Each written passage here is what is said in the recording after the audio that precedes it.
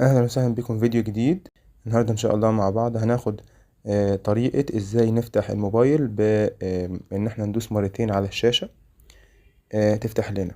تمام، يعني تنفعنا الطريقة دي حتى لو زرار الباور ما اشتغلش او باظ، نقدر نفتح الموبايل بطريقة تانية من غير زرار الباور اصلا. تمام،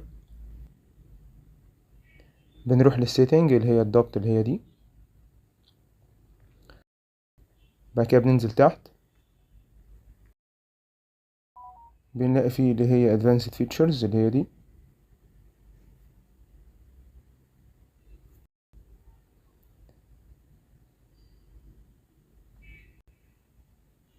بعد كده بنروح للموشنز اند جيستشرز دي.